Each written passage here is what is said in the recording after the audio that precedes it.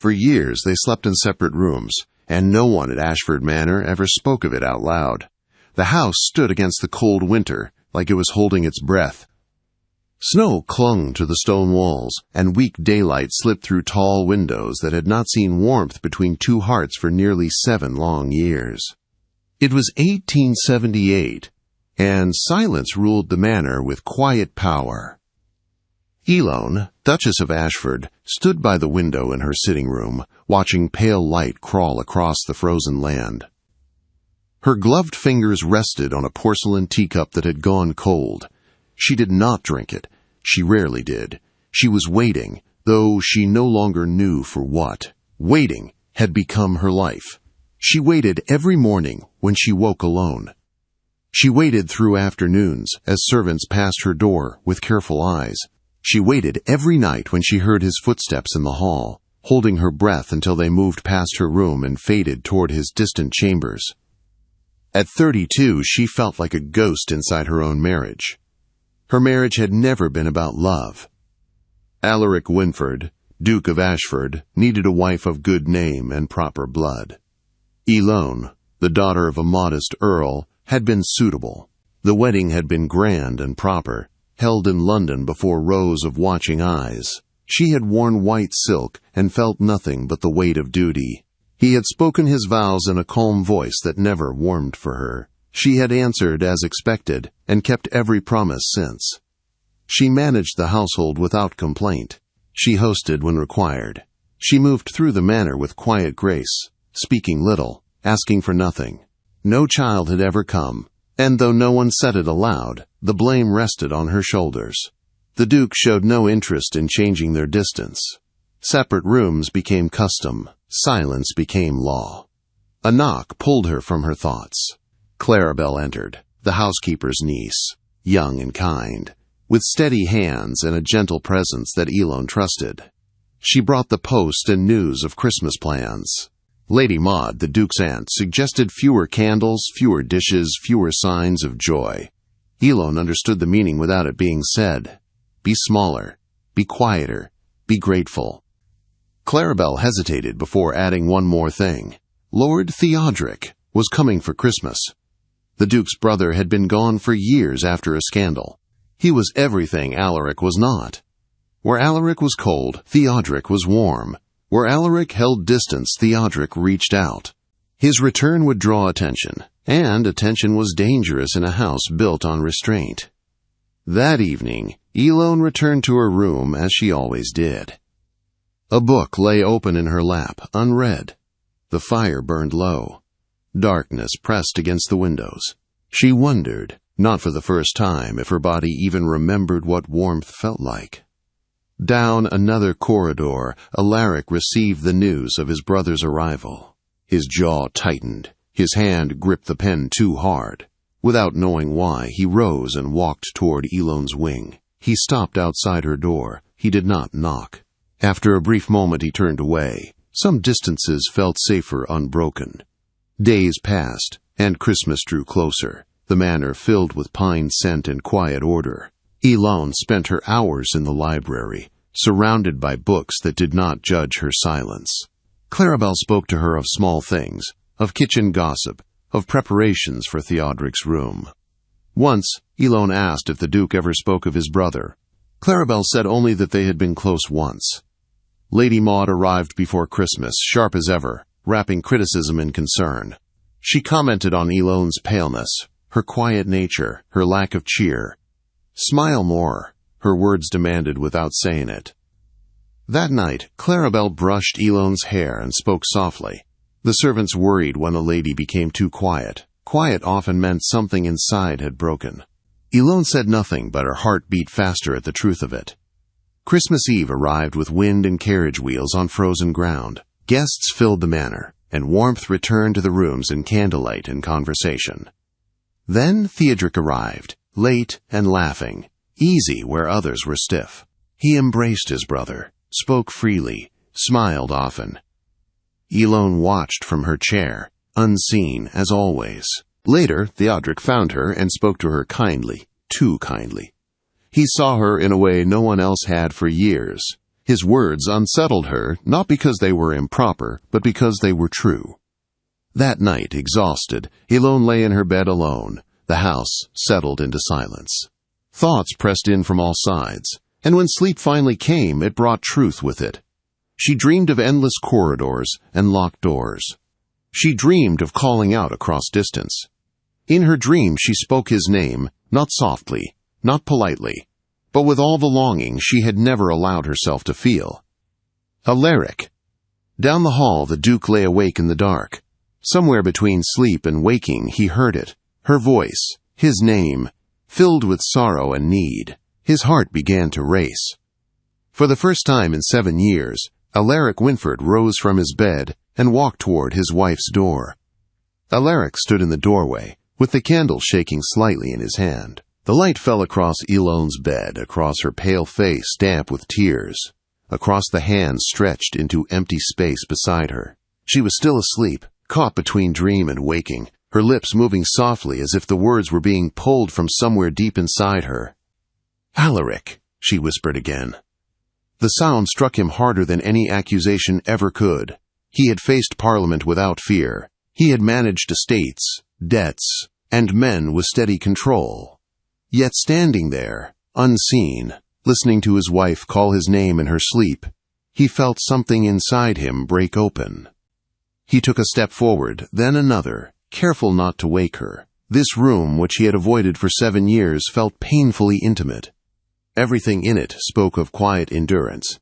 The books by the bed, the neatly folded shawl on the chair, the single candle burned low, as if it too had learned to conserve hope.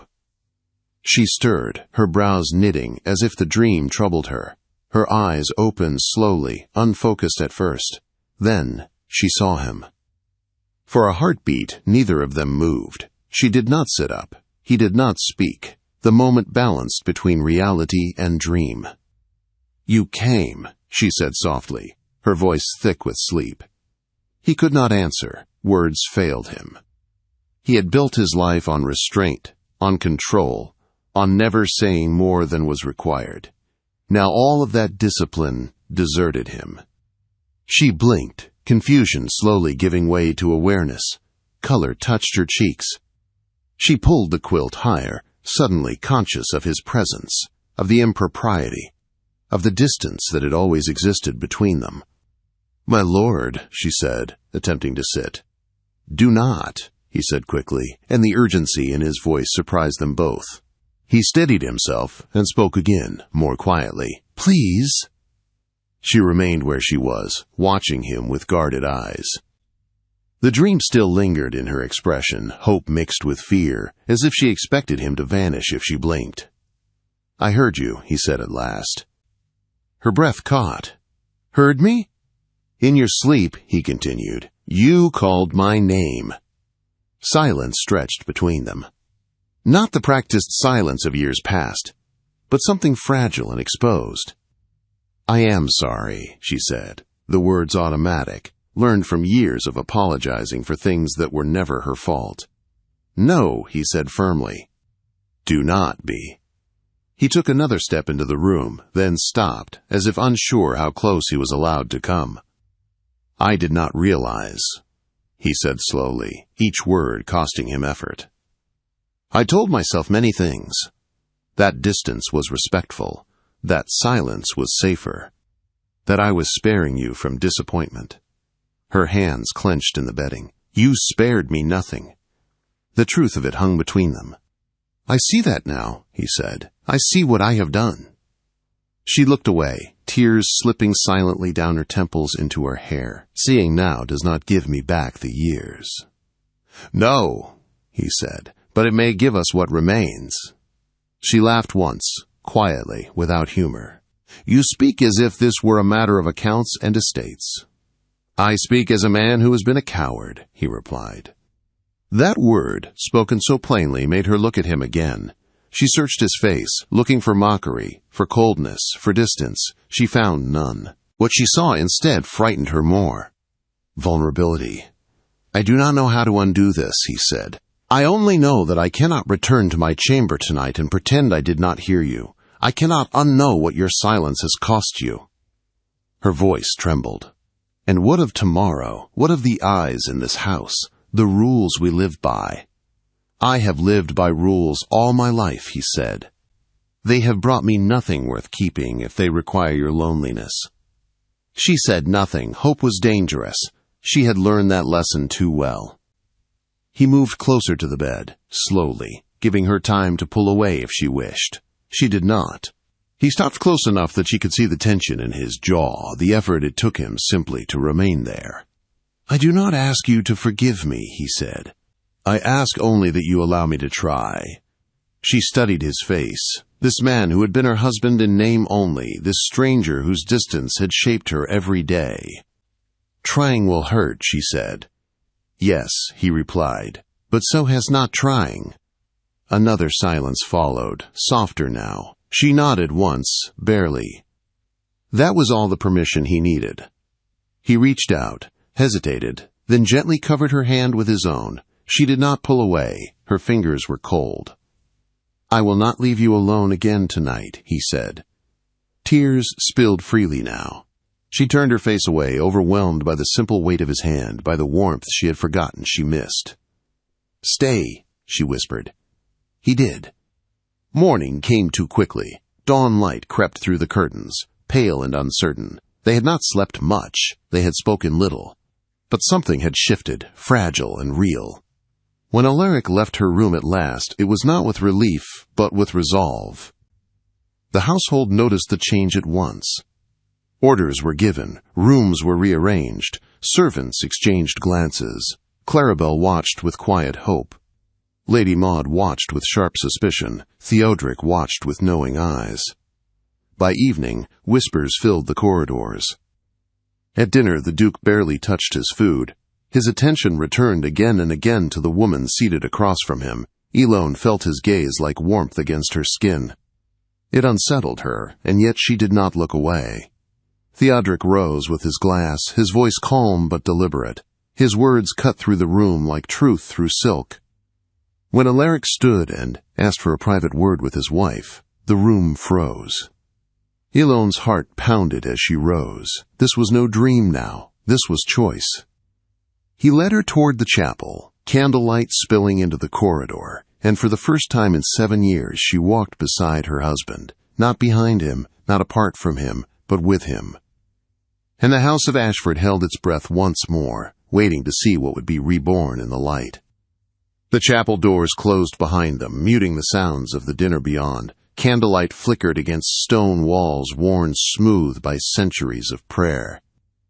The air smelled of wax and pine, and the quiet felt different from the silence that had ruled their marriage. This quiet waited. It listened. Alaric turned to her and, to her shock, lowered himself to his knees. Elone froze. No one had ever knelt for her, not in duty, not in love. "I will not pretend this is simple," he said, his voice steady but raw. "I cannot undo the years I kept you alone. I cannot return what my pride took from you, but I can stand before you now without armor." Her hands shook. "You are a duke," she whispered. "You should not kneel."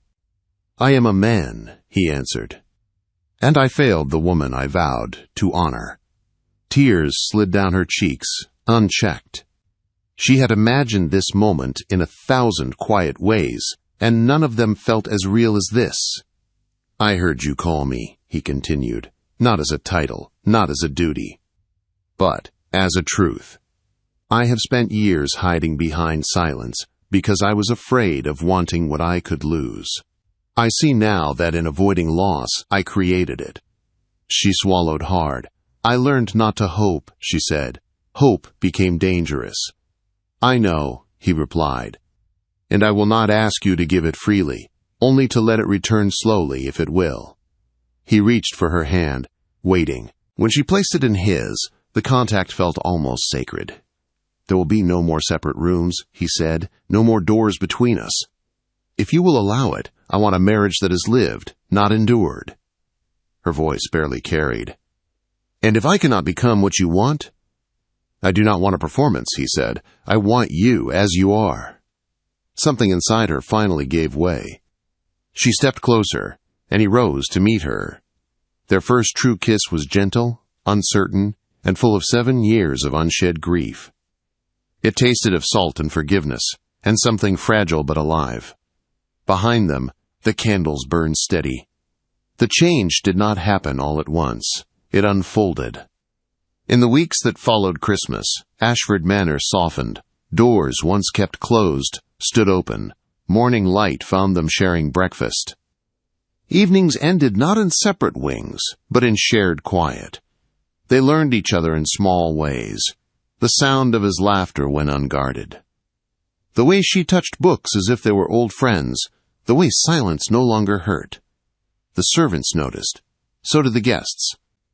Lady Maud returned to London with tight lips and packed trunks. Claribel smiled more freely. Theodric left in the spring, satisfied that something essential had been set right. By March, the snow retreated. Green pushed through frozen soil. In the shared chamber, the candle that once burned alone now rested beside 2 pillows. Elone stood at the window one morning, warmth at her back, Alaric's presence steady and real. She was no longer waiting. 7 years of distance had not ended them. They had taught them the cost of fear. Sometimes love does not arrive loudly. Sometimes it waits in silence until someone finally listens.